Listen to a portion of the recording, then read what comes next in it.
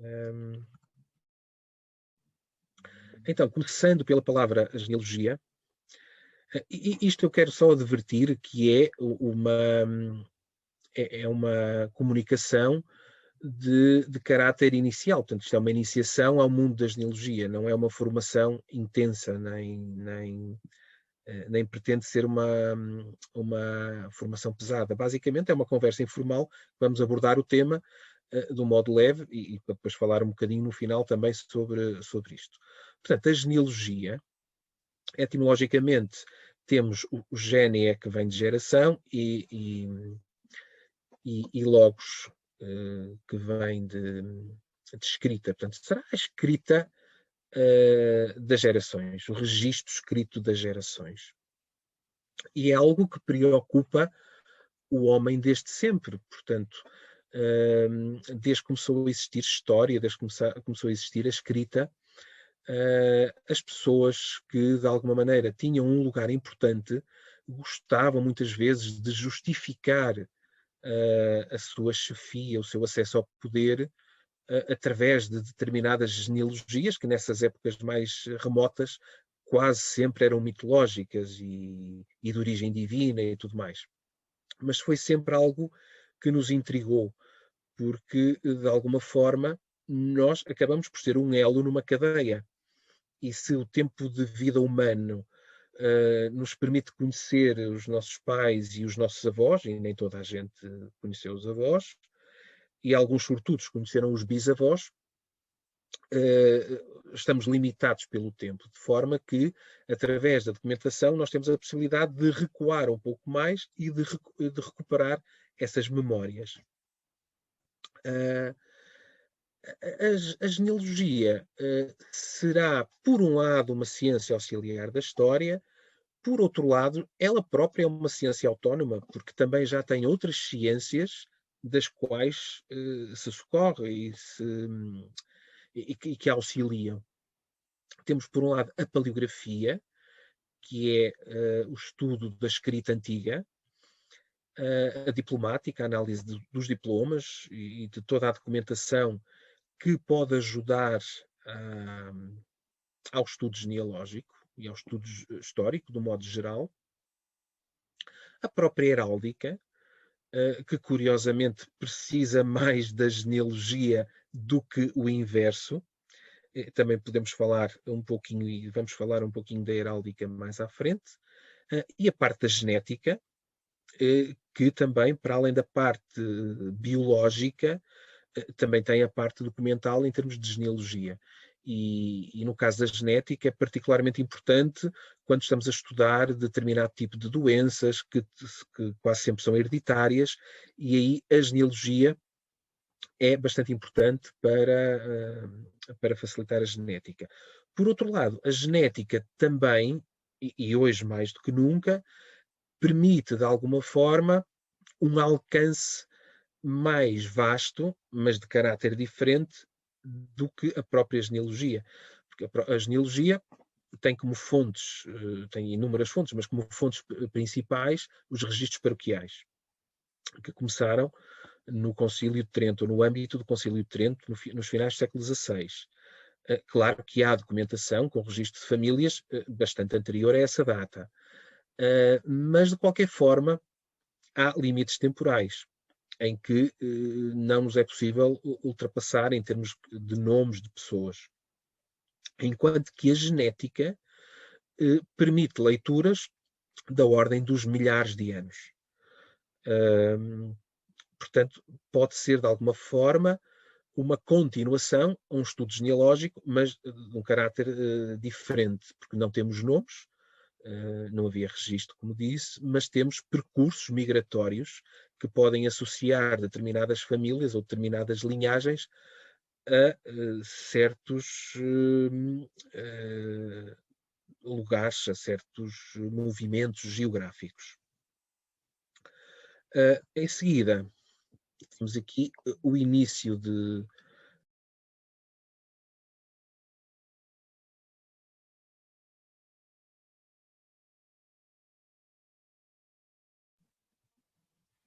Eu penso que fiquei aqui sem som, mas já está resolvido. Como começar a fazer uma pesquisa? Temos a entrevista. A ideia será, sempre que possível, falar com as pessoas mais velhas da família, que são os depositários das histórias, das curiosidades e das lembranças mais recuadas. Começar a organizar isso. Sempre que possível, também registar, e agora há inúmeras ferramentas informáticas que permitem fazer o registro genealógico, registar então os nomes, as datas, os lugares e todas as particularidades que nós vamos conseguindo reunir sobre cada uma das pessoas.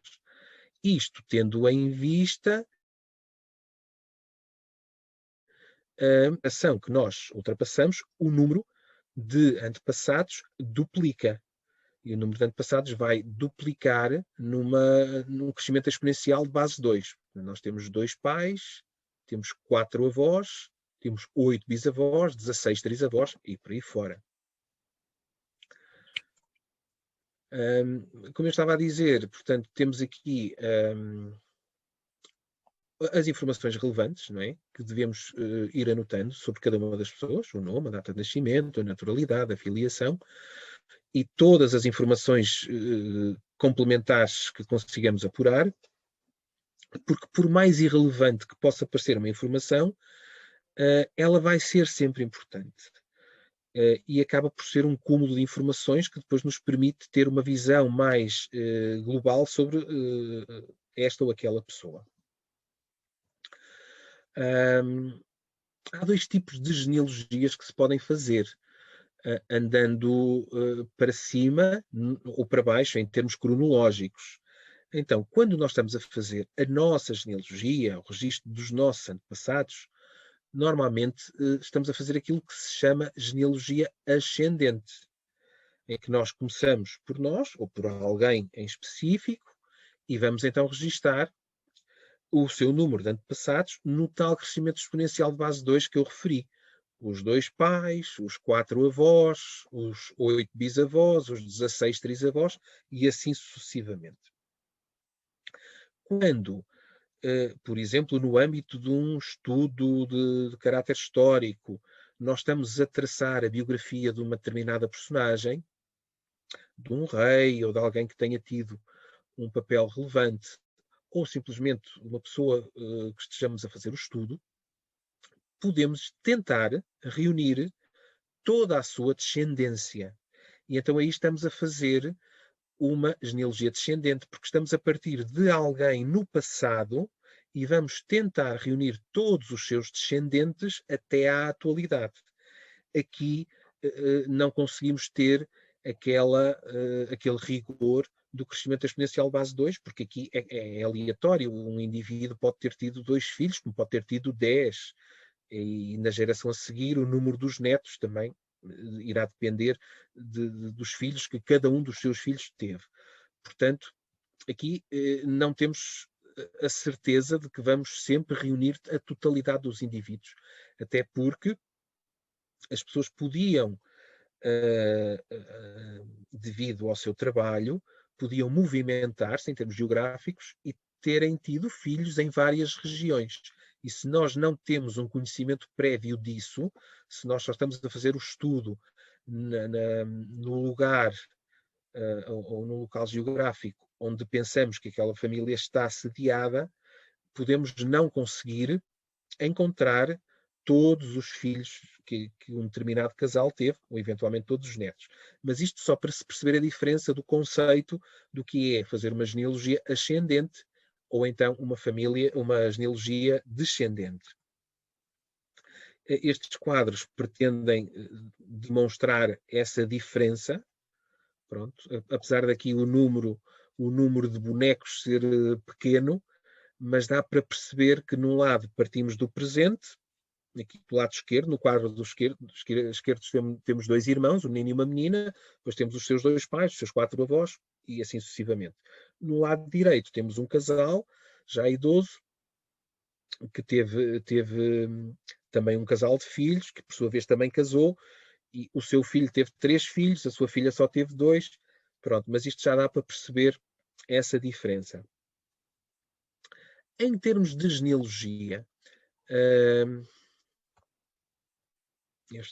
tenho que ir para aqui. Em termos de genealogia, ou melhor, de espécies de genealogia, isto eram conceitos que estão a começar a ficar desatualizados, mas por vezes, quando analisamos determinadas obras mais antigas, percebemos que algumas tratam de famílias que tiveram diferentes estatutos em termos sociais, de forma que a genealogia era feita de acordo com estas classificações. Quando estávamos a falar da Casa Real, ou de casas nobres, ou de pessoas notáveis, a classificação era de genealogia histórica. Pronto, porque a importância poderia ser ou considerar vários setores de atividade e ter implicações a vários níveis. Depois, quando estávamos a falar de pessoas mais comuns, a classificação seria de genealogia vulgar.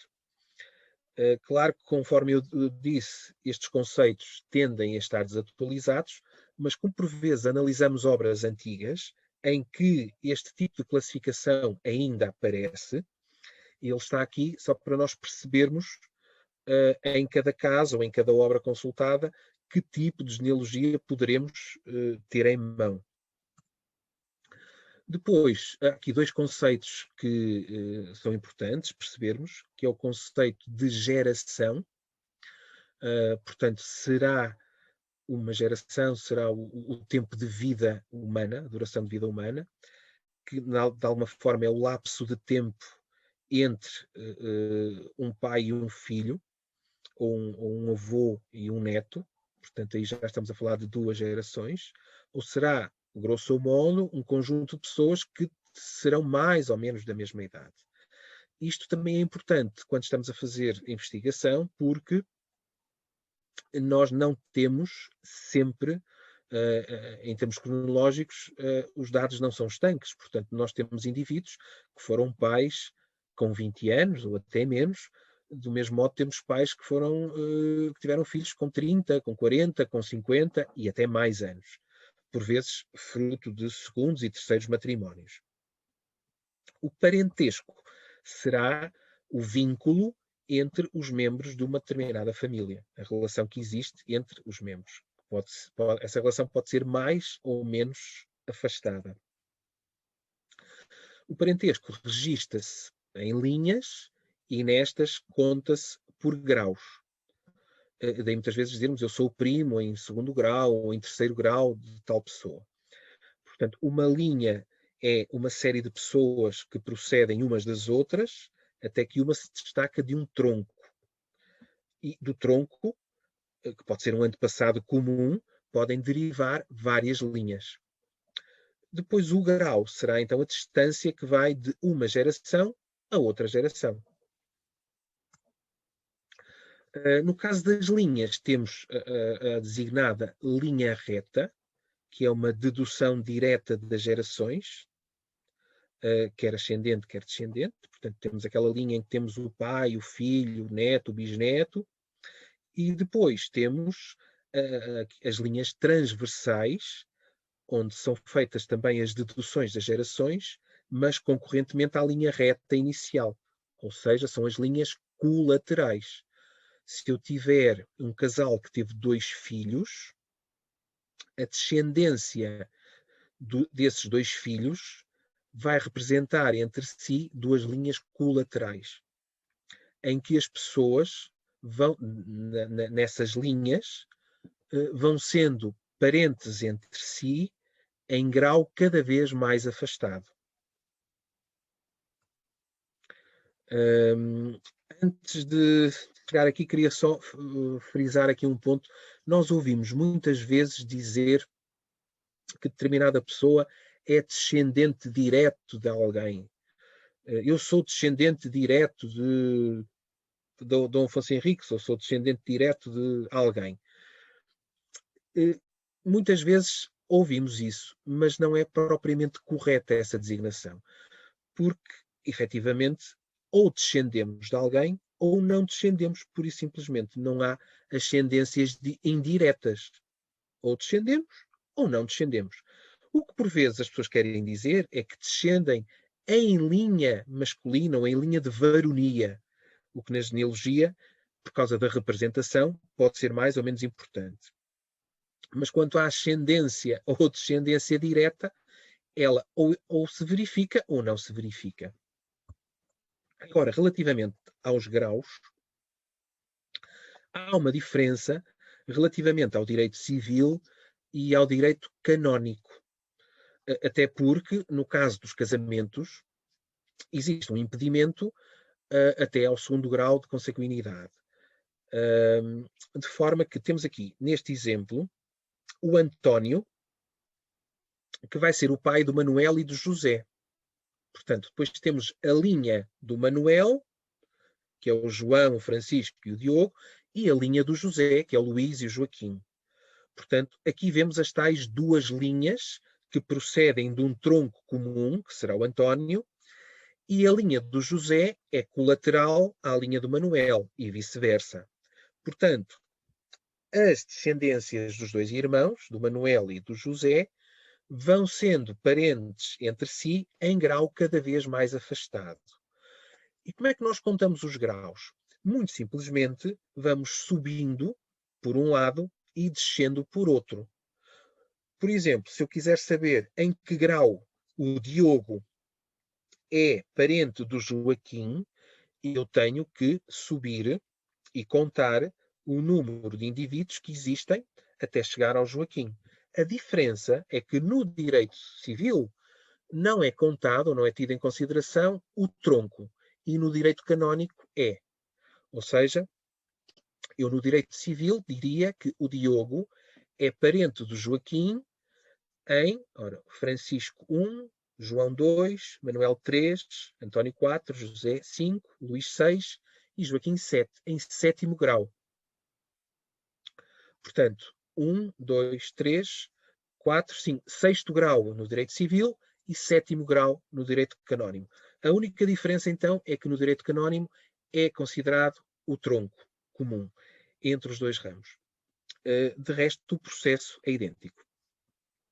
Em termos de designação, de nomenclatura, temos na linha reta ascendente por consanguinidade, temos o tetraneto, o trineto, o bisneto, o neto, filho, pai, avô, bisavô, tetravô.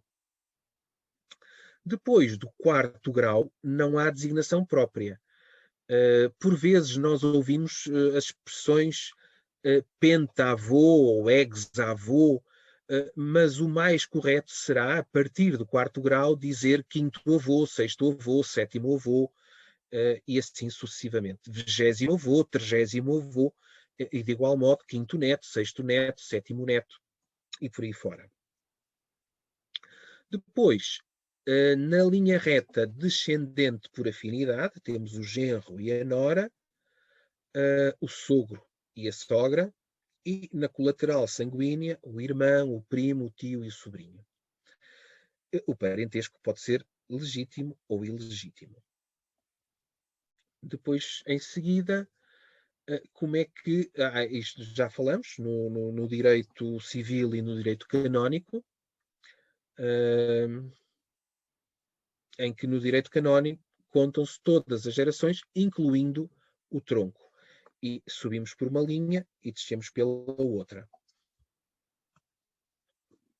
Relativamente à questão das legitimidades, mais uma vez, eu vou falar aqui de algo que não reflete o quadro legal atual.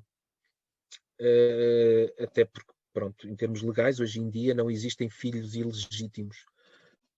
De qualquer forma, como nós estudamos documentos antigos e trabalhamos com documentos onde esta classificação era perfeitamente natural e existia, convém nós termos uma noção para, quando ouvirmos os nomes ou as classificações, sabermos mais ou menos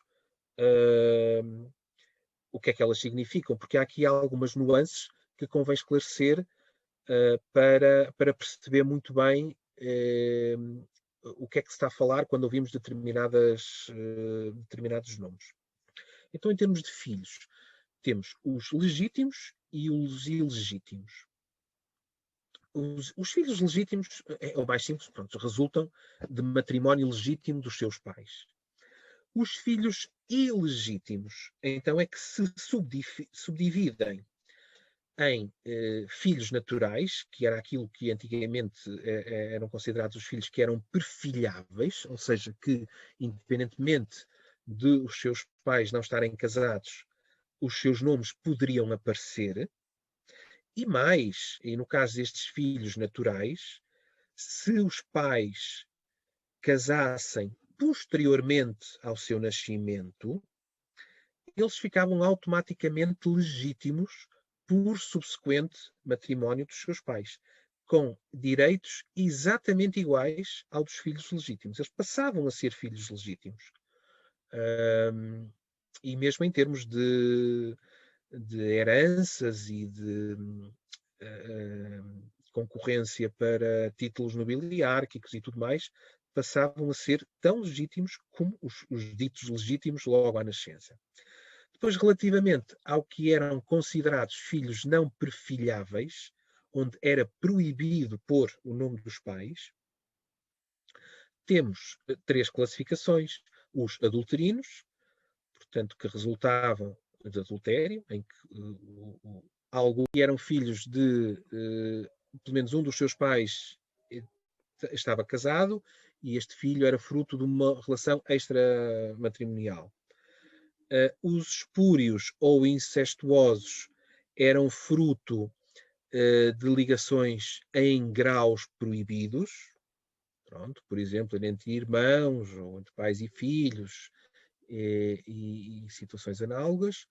Os sacrílegos eram filhos de pessoas que tinham tomado votos eclesiásticos e que, à partida, estariam proibidos de ter filhos. E é curioso que estas situações estavam inclusivamente previstas na heráldica, ou seja, os brasões tinham um conjunto de sinais que previa estas situações. Por isso, muitas vezes, nós ouvíamos nas famílias da nobreza a expressão tu não manches o brasão da família. Pronto, o que era o manchar o brasão? Era precisamente o ter que se colocar um filete de bastardia ou um determinado bastão onde estas situações estavam previstas.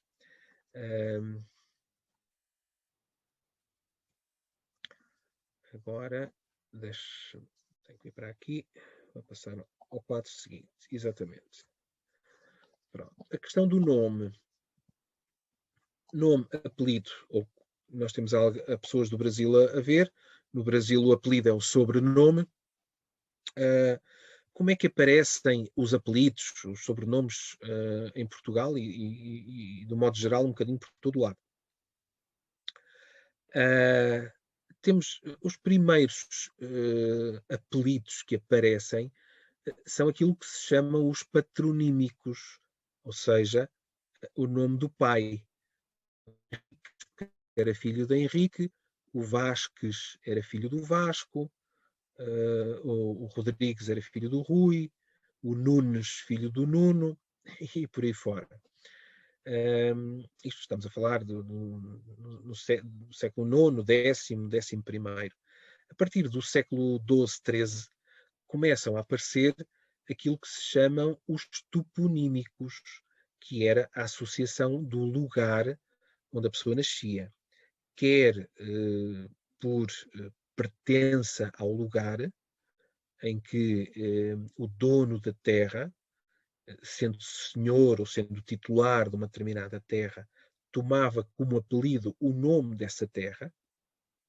Nós temos um exemplo ainda hoje concreto com os reis na Casa Real Inglesa, em que, por exemplo, o príncipe de Gales, ele assina Carlos de Gales, que é príncipe de Gales. O seu filho, Guilherme, que é duque de Cambridge, assina Guilherme de Cambridge. Portanto, a associação ao lugar, neste caso ao senhorio do lugar. é o que nós chamamos os toponímicos, que tem a ver com o nome do lugar. Depois também temos muitos apelidos que surgiam através da alcunha, características físicas, de características da personalidade, da profissão, muitas vezes tinham uma origem mais anedótica, podiam ser alvo de alguma chacota ou não, mas o que é certo é que muitas alcunhas acabaram por se transformar em apelidos. Apelidos esses que ainda hoje existem e subsistem. E no nosso caso concreto, em Portugal, é um bocadinho generalizado e transversal, mas temos o caso mais do que sebejamente conhecido do Alentejo, onde as alcunhas que se transformaram em apelidos proliferam com os nomes mais variados e mais engraçados que se possam imaginar. Em termos de pesquisa, onde é que nós vamos então encontrar a documentação que nos permite fazer um estudo genealógico? Inicialmente, temos as conservatórias do Registro Civil. Eu no início disse que os registros paroquiais e o civil seriam a fonte primária da genealogia, mas é óbvio que não são a única fonte. Mas quando existem, são efetivamente os documentos que nos permitem, de um modo mais rápido e eficiente, conhecer o nome das pessoas e as profissões, as idades e as filiações e as naturalidades. Portanto, o registro civil em Portugal, ele, apesar de ter sido criado ainda no tempo da monarquia, só vai passar a ser obrigatório em 1911. E o registro civil, basicamente, seguiu o modelo que já era utilizado pela Igreja, com os registros paroquiais. Portanto, a diferença é que, com o registro civil, passou a registar-se o ato do nascimento propriamente dito, e nos paroquiais tínhamos o ato do batismo. Por isso é que os paroquiais mais antigos, nós não temos a data do nascimento, temos apenas a data do batismo daquele indivíduo. Nós sabemos, por norma, que os batismos eram feitos ao final de 8 dias, mas não podemos presumir que fosse sempre assim, até porque havia batismos que eram feitos mais rapidamente, por perigo de vida, e outros mais tardiamente. De forma que nem sempre conseguimos a data exata do nascimento nos paroquiais. Os paroquiais iniciam-se com o Concílio de Trento. Eu explico rapidamente. O Concílio de Trento é um concílio que surge no âmbito da reforma da Igreja Católica, nos finais do século XVI.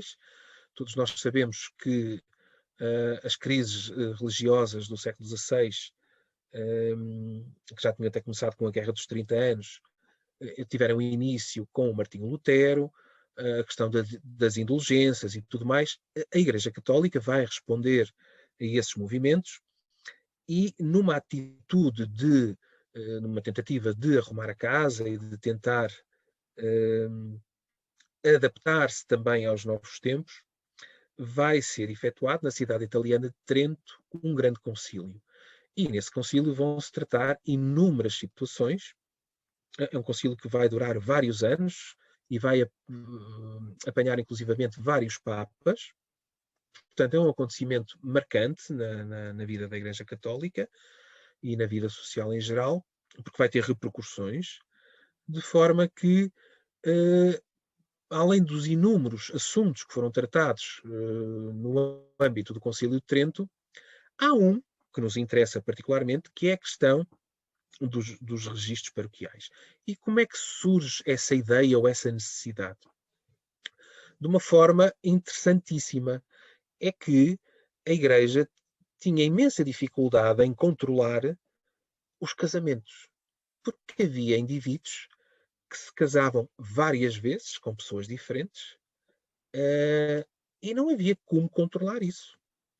Era como se alguém se casasse hoje em Lisboa com uma senhora e daqui a uma semana fosse ao Porto, casava-se com outra e voltava para baixo e no regresso em Coimbra casava-se com outra. Não havia controle. E era um problema realmente para a Igreja poder ou tentar terminar com essa situação. E uma das formas foi, precisamente, o iniciar o registro dos casamentos, para que ficasse registado em livro próprio esse ato, e, para além do registro, os proclames, que nós ainda hoje chamamos os banhos, não haveria nenhum impedimento para que esse casamento se efetuasse. E então, a partir do Concílio de Trento, passa a ser obrigatório o registro do ato do casamento e quase que de uma forma natural, logo em seguida, passam a registar-se também os batismos e os óbitos. E uma grande parte desses documentos chegaram aos nossos dias. Esses documentos eram propriedade da Igreja Católica, eram guardados nas respectivas paróquias. A partir de 1860 passam a ser feitos em duplicado, em que um dos livros permanecia na paróquia e o outro era enviado à respectiva diocese. Portanto, anterior a 1860 não havia duplicados, por essa razão também, em muitos lugares onde havia maior umidade, onde houve incêndios, onde houve guerras, alguma destruição, certos livros perderam-se e são irrecuperáveis. Nomeadamente com as invasões francesas, naquela política de terra queimada, em que igrejas eram destruídas e queimadas, houve imensos livros que se perderam. Ainda assim, nós somos dos países que conseguimos ter um maior acervo documental e felizmente isso é muito bom, porque nos permite a prossecução das pesquisas.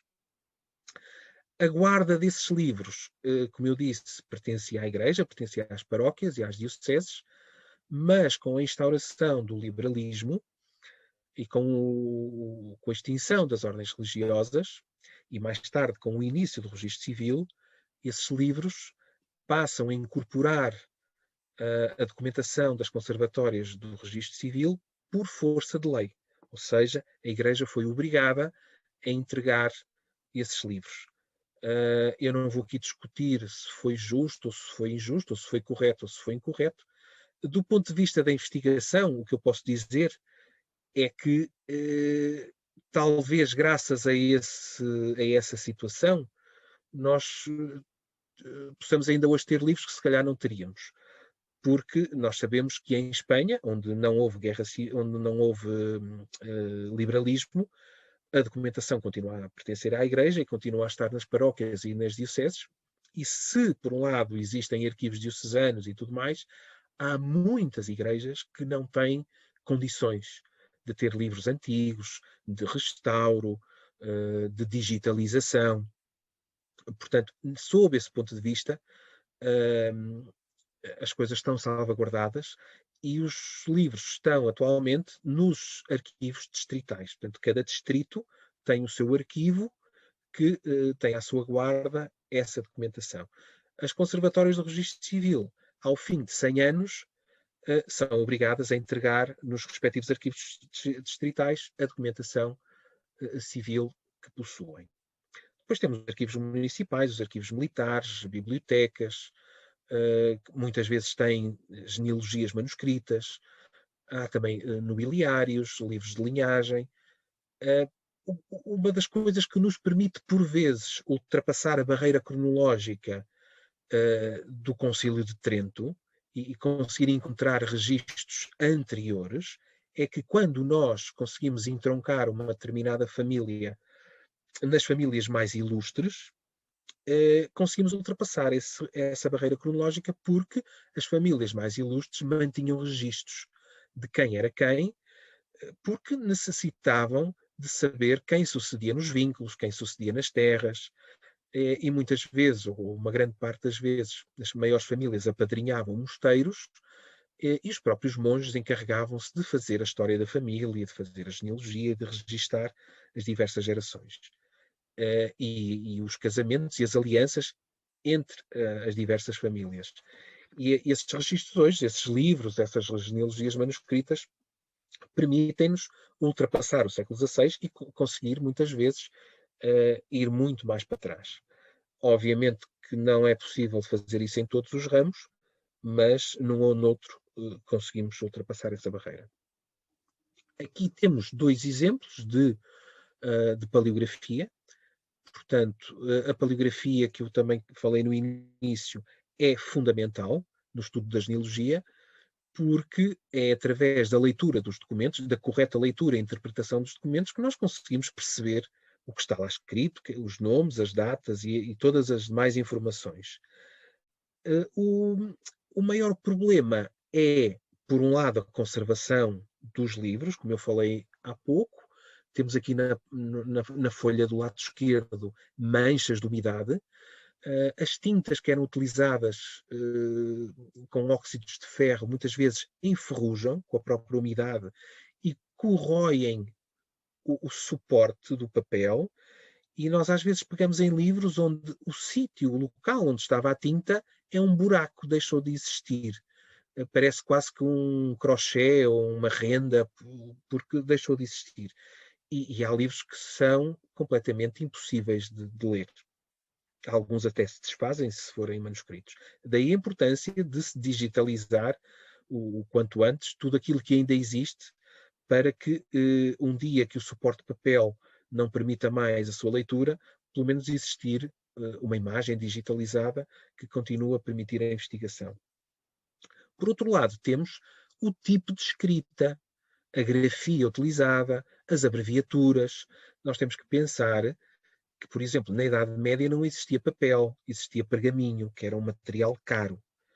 E, no entanto, era necessário para fazer escrituras, para registrar doações e para tudo que era necessário em termos de registro.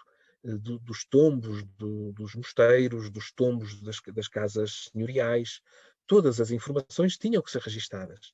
De forma que, sendo o pergaminho um material bastante caro e raro, era necessário arranjar um mecanismo que permitisse, no mais pequeno espaço, colocar a maior quantidade de informação possível. E é assim que vão nascer as abreviaturas. Um conjunto de sinais com significados que nos permite quase que codificar, como quando estamos a escrever mensagens rápidas, ou antigamente nos telegramas, ou hoje nos telemóveis, mensagens abreviadas. Hoje em dia, se calhar, com o objetivo de poupar tempo, e nesta altura o objetivo era poupar espaço e material. De forma que é fundamental ao investigador conhecer esse conjunto de sinais e os seus significados para conseguir uma correta leitura do documento. Todo o conhecimento histórico também é importante, porque para perceber muitas vezes o contexto histórico em que certas palavras são usadas e os significados, e muitos termos que em desuso. Por exemplo, não é preciso recuar muito no tempo, ainda no século XIX, era costume dizer-se não que o António casou com a Maria, mas sim que o António se recebeu com a Maria. Pronto, é um conjunto de termos e de usos, e muitas vezes expressões em latim. Até nisso também é importante o conhecimento, ou algum conhecimento da língua latina, para perceber o significado dos registros. Até porque os padres eram homens da Igreja, a Igreja utilizava o latim. De forma que tudo isso, somado, é fundamental para a correta interpretação de um documento. Aqui, a diplomática, portanto, temos aqui a análise de um documento bastante mais antigo. Este documento deve ser do século XII. Para além do próprio texto em si e da leitura do que está no texto, há todo um conjunto de outras situações que são importantes. O próprio material, que nos permite também identificar a época, quando por vezes a data ou parte do texto não se consegue perceber. Os selos e mais uma vez aqui entra a heráldica, a importância da heráldica, porque um selo diz-nos, se tiver minimamente visível, diz-nos quem escreveu ou a mando de quem foi escrito aquele documento. Depois, entrando na genética, conforme eu também falei no início, a importância da genética, nós sabemos que a nossa espécie, o Homo sapiens, teve origem em África, há cerca de sensivelmente 100 mil anos atrás, e a ciência consegue corroborar essas informações através de fósseis e através da própria análise dos genes. Como é que nós sabemos que a evolução do ser humano, que se fez então a partir de África, no sentido do Oriente, como é que nós sabemos que essa migração foi feita precisamente nessa direção, de África para o Oriente, e não, por exemplo, no sentido inverso? Porque existem determinados marcadores genéticos que estão presentes, por exemplo, nos aborígenes da Austrália e que também estão presentes nos autóctones da Índia, mas não o inverso. Portanto, nós conseguimos perceber que a migração foi feita nesse sentido, de África para o Oriente. Havia determinadas passagens, isto na perspectiva da tectónica de placas, determinadas passagens para sítios que hoje são isolados ou que são ilhas, que permitiram essas passagens.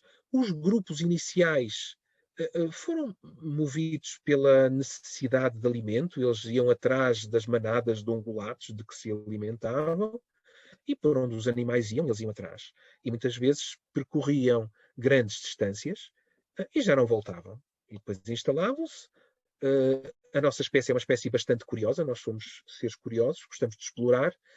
E esses grupos, como eu disse, eram grupos pequenos, iam explorando novas zonas, os recursos dessas zonas,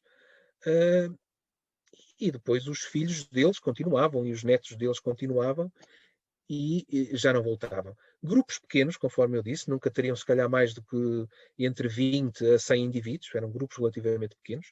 É um milagre hoje em dia a nossa espécie estar viva, porque numa época em que não havia grandes cuidados de higiene, em que a mortalidade infantil era altíssima, a espécie conseguiu sobreviver, e à medida que se foi espalhando pelos vários pontos do globo, foi adquirindo características físicas diferentes, que tinham a ver com a adaptação ao meio.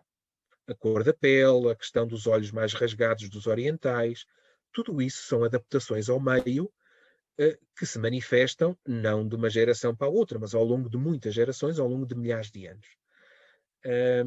Portanto, as progressões foram continuamente sido feitas e, ao ser atingido o extremo do continente asiático, precisamente no que é hoje o Estreito de Bering, dá-se a passagem ao continente americano. Provavelmente eles na altura, foram vários grupos que passaram em alturas diferentes, e eles não tinham se calhar noção que estavam a entrar num continente diferente, e foram começando a tomar conta do continente, a progredir, a descer em direção ao sul, e foram dando origem aos diversos grupos étnicos que nós hoje conhecemos, as variadíssimas tribos de índios norte-americanas, os Apaches, os Sus, os Kiowas, mais abaixo na América Central, os Maias, os Incas, os Aztecas, o índio brasileiro, e tudo isso, sempre com adaptações ao meio, sempre levando alguma tecnologia que tinham herdado dos seus ancestrais, mas adaptando essa tecnologia a novas realidades. Se calhar não é à toa que, da mesma forma que no Egito há pirâmides, na América Central também há reminiscências de conhecimentos que vão sendo passadas e modificadas em alguns aspectos. Ou seja, quando Colombo, nos finais do século XV, atinge a América, as Caraíbas, naquilo que ele pensava que fosse a Índia, e encontra os indígenas que lá viviam, muito provavelmente os indígenas estariam primos genéticos do Colombo, mas nenhum deles tinha consciência disso. O cromossoma Y é passado de pais para filhos na linha masculina, e o ADN mitocondrial é passado na linha feminina.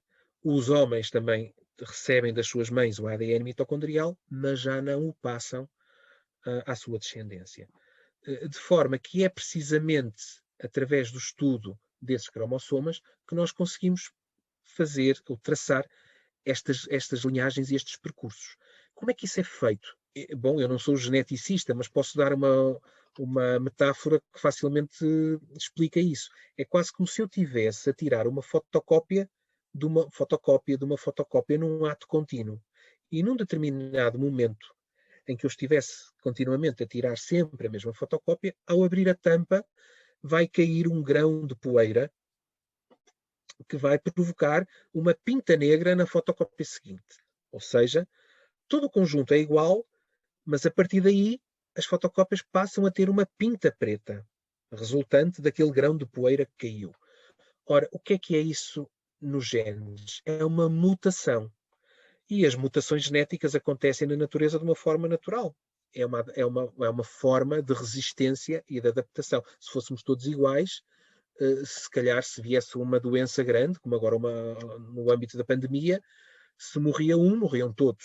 São estas diferenças, estas adaptações, estas pintas diferentes que nós temos, que nos permitem, se calhar, ser mais resistentes a umas coisas do que a outras. E então são essas pintas, essas mutações, que são provocadas precisamente pela adaptação ao meio, por irmos para climas diferentes, isto numa perspectiva de milhares de anos, não é de um dia para o outro. Essas mutações que vão criar marcos no caminho que hoje permitem aos investigadores perceber qual foi o percurso que aquela linhagem tomou. E então nós hoje, com um grau praticamente infalível, porque a genética está tão apurada que já conseguimos ter subgrupos de subgrupos desses haplogrupos genéticos, portanto um conjunto de genes é um haplogrupo, que nós hoje conseguimos então mapear, traçar com um rigor muito grande a ancestralidade de cada um de nós. Voltando à heráldica, depois haveremos de ter uma conversa só sobre a heráldica.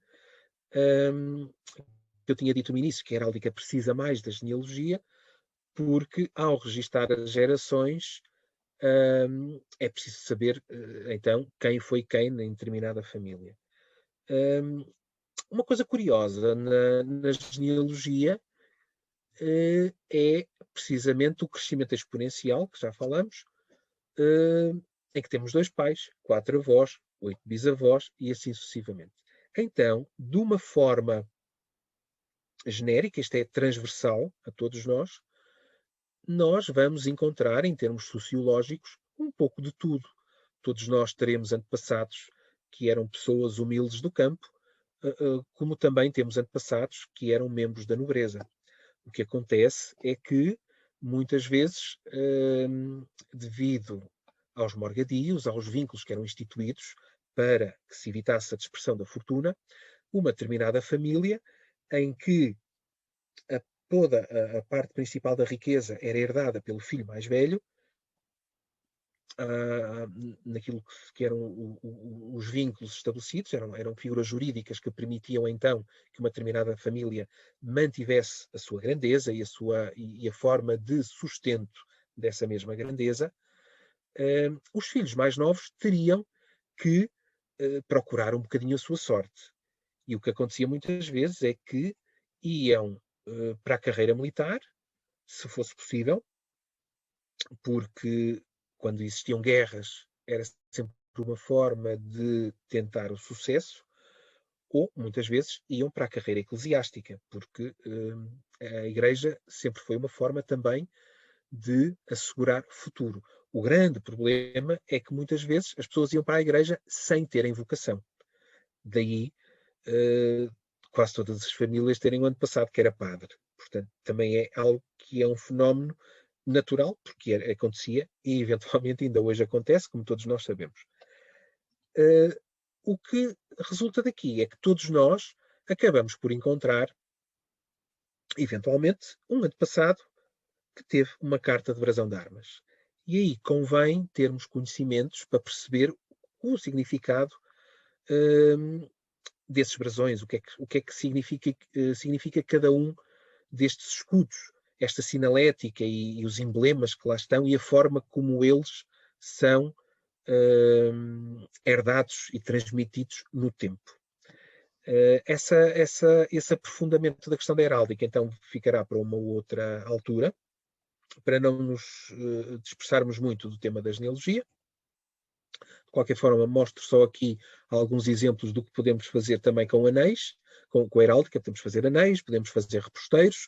Aliás, aqui do lado esquerdo temos um reposteiro feito à mão.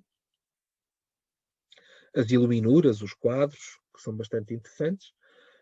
Os anéis são feitos sempre em negativo, para que depois no lacre, da mesma forma que funciona um carimbo, no lacre ficar o positivo e assim sucessivamente. Há coisas lindíssimas que se conseguem fazer com a heráldica, porque é uma ciência que está muito viva ainda hoje, porque de uma forma muito clara e muito prática permite, através da imagem, e nós sabemos que uma imagem vale por 1000 palavras, identificar um nome, um apelido, uma família, uma linhagem. Portanto, e nós também sabemos que a heráldica é usada praticamente em tudo, desde as marcas, à própria heráldica autárquica, a heráldica eclesiástica, a heráldica corporativa, os clubes de futebol, as empresas. É raro o dia em que nós saímos à rua e não vemos alguma forma de heráldica. E termina aqui a minha comunicação sobre genealogia. Queria agradecer muito